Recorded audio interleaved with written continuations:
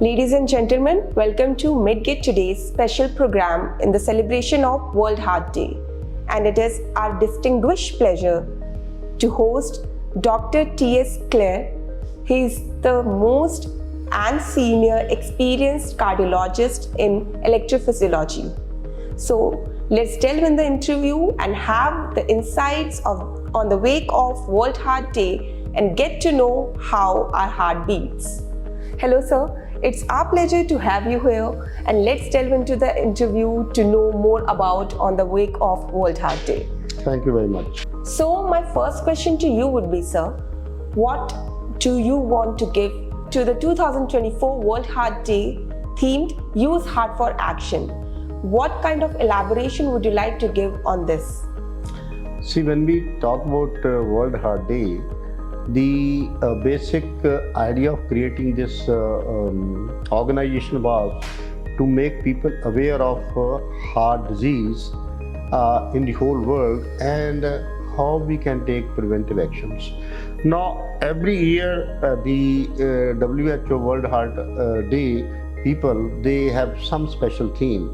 This year they have put the theme as Use Heart for Action. That means that you have to be using your all resources and with a passionate way to make people aware of heart disease and to take preventive action.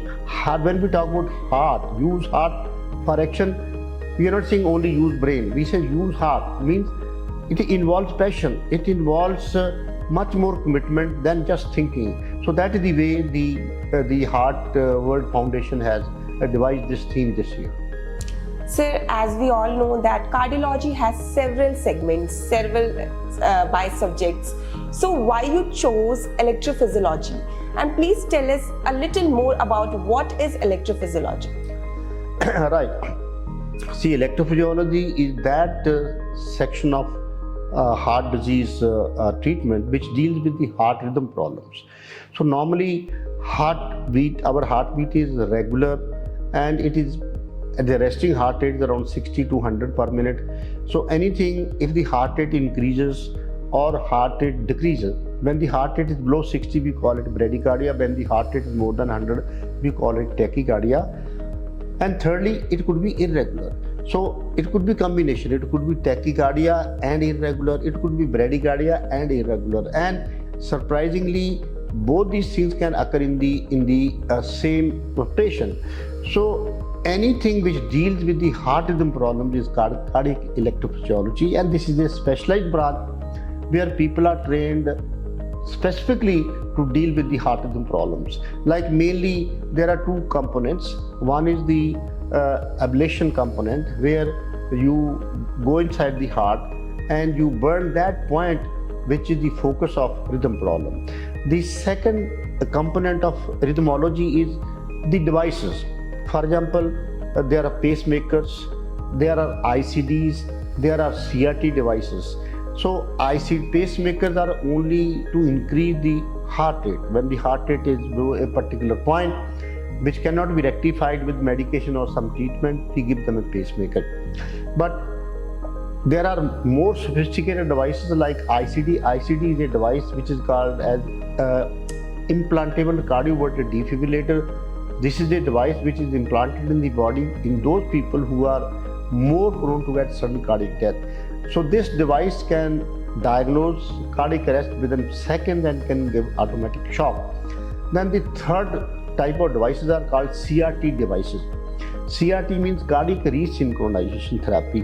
Now there are around 30-35% of the patients with heart failure, they have in their ECG broadening of the QRS complex, which is usually called left bundle branch block. So those are the patients who are suitable for CRT. The CRT has three functions. It works like a pacemaker. It improves the heart function. Thirdly, the CRT is of two types, CRT-P and CRT-D. CRT-D means there is the addition of a defibrillator also.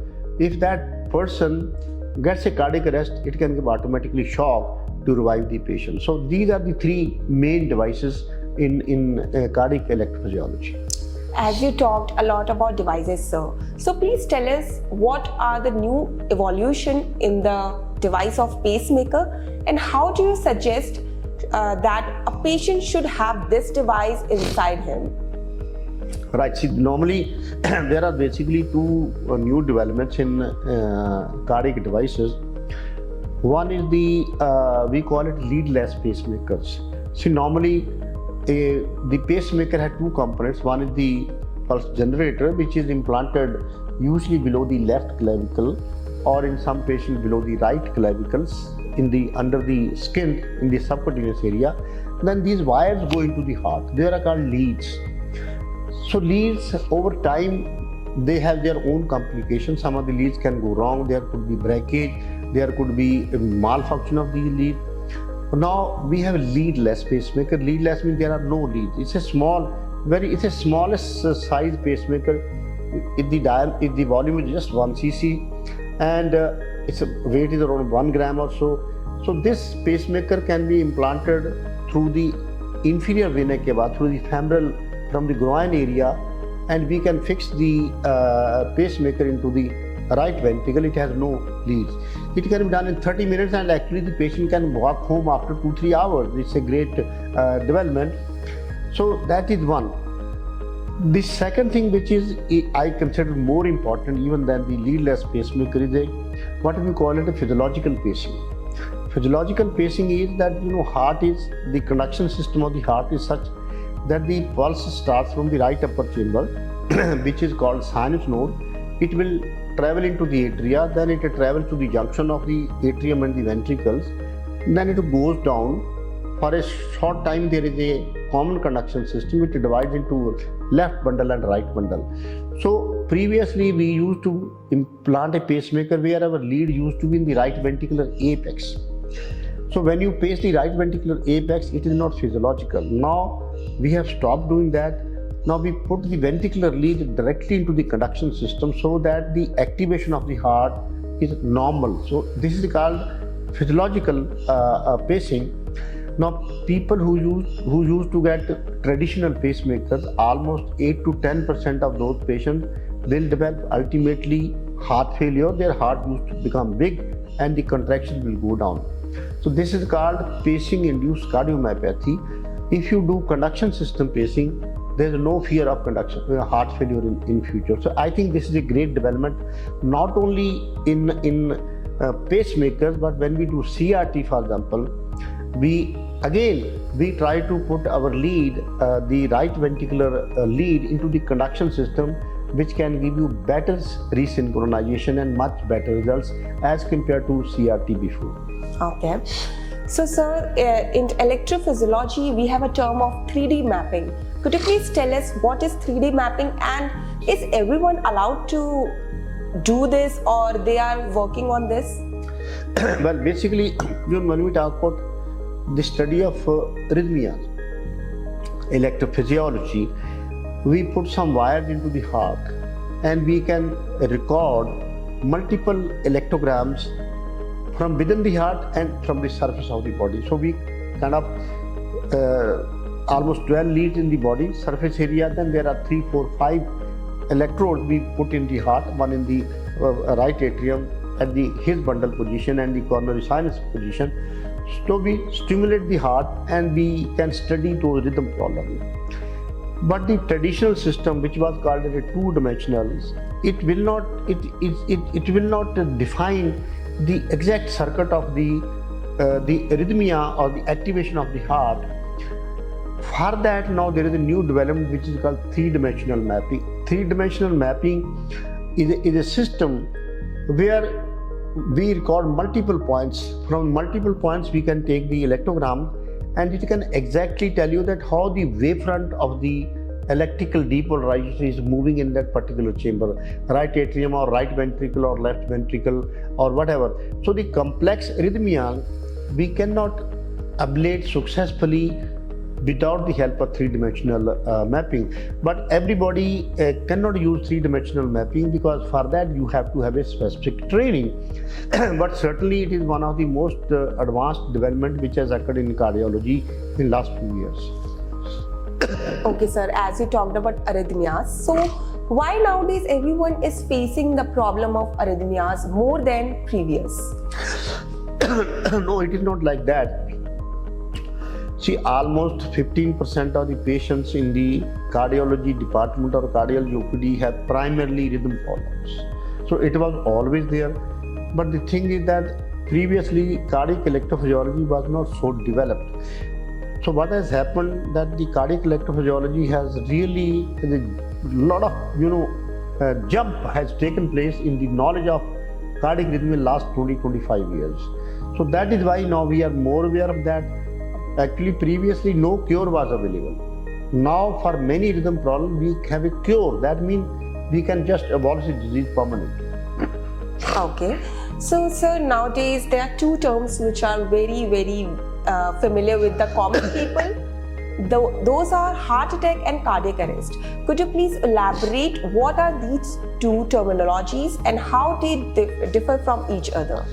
Very important question. I must compliment you for asking this question because people in India have no idea what is heart attack and what is cardiac arrest.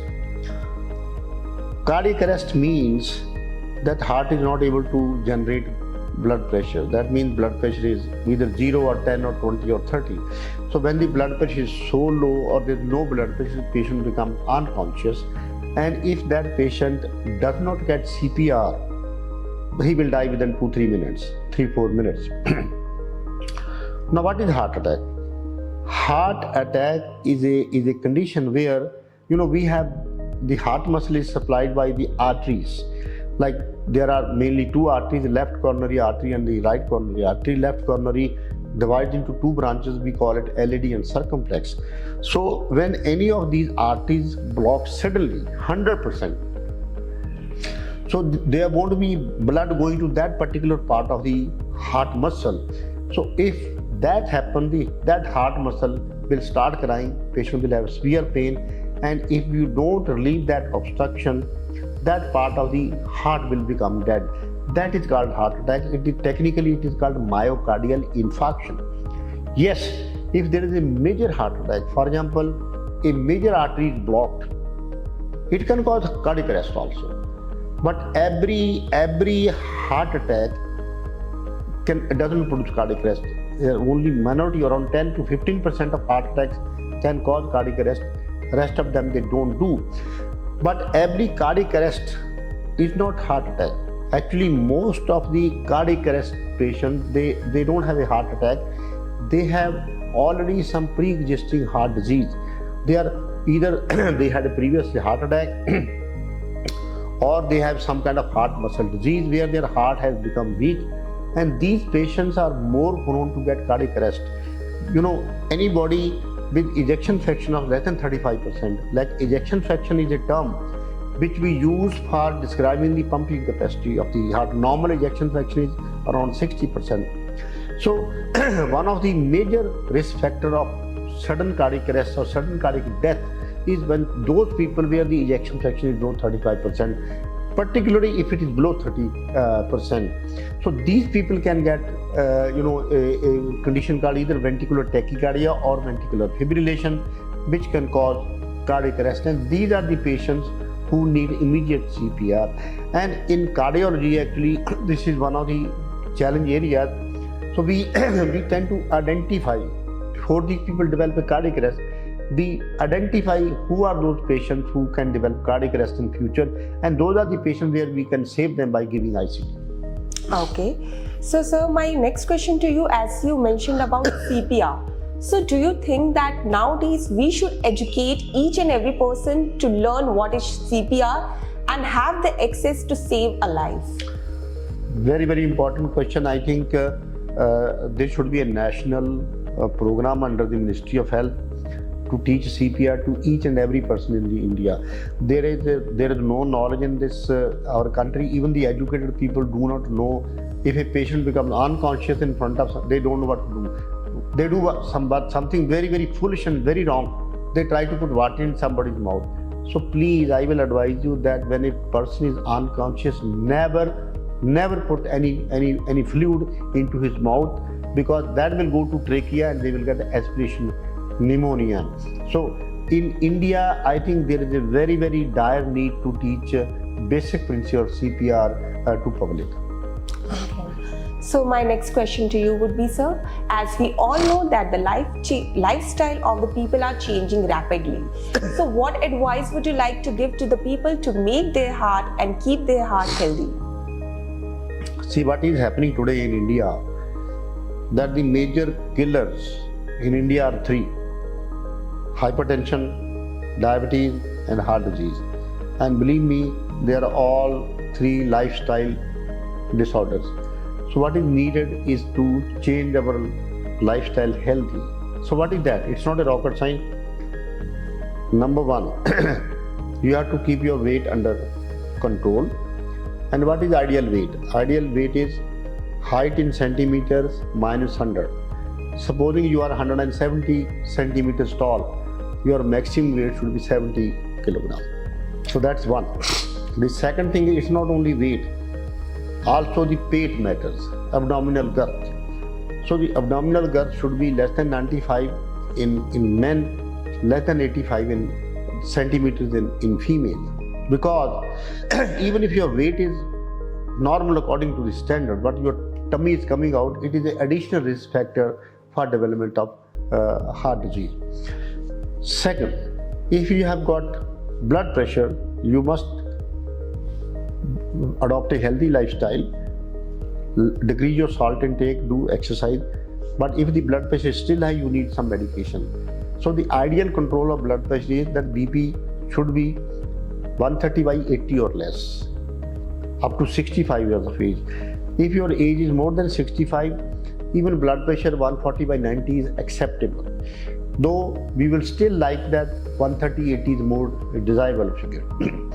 Then if you have diabetes, again you should lose weight, avoid sugars, exercise. But if your blood sugars are still not controlled, you need medication. The idea is to keep your hemoglobin A1C between 6 and 7. Hemoglobin A1C is a test which tells you how well your diabetes is controlled. So our target is to have this between 6 and 7. Then regular exercise. 5 days a week at least, 40-45 minutes of exercise is very, very useful. If you can do additionally some yoga, some meditation, it's very, very useful. It brings down your, calms down your nerves, it de-stresses you, blood pressure comes down, and it has many, many other advantages. Lastly, but perhaps the most important issue in today's world is that we need to learn how to de-stress. See, these stress levels are not going to go down. They are rather increasing. If you even talk to the developed world, America or Western world, there's a lot of stress in people. We know that stress is not going to come down. We have more targets. We are becoming more ambitious. But what we need to learn is how to de-stress, how to control stress. I mean, it's not an easy subject. I am very passionate about this subject, but it will take much more long if I have to, dwell on that issue. But whatever makes you, calms down your nerves. Even if going to temple or a gurudwara makes you happy, go there. You should spend some good time with your friends and family. It's very, very important. Sitting with friends, talking your heart out is excellent. Then, whatever gives you stress, you should be rational. Think rationally. For example, when people are going to for a flight, if they are a little bit late, they go on seeing the watch again and again, and they are stressed out. They don't understand that what maximum can happen. You can miss the flight, you are not going to die.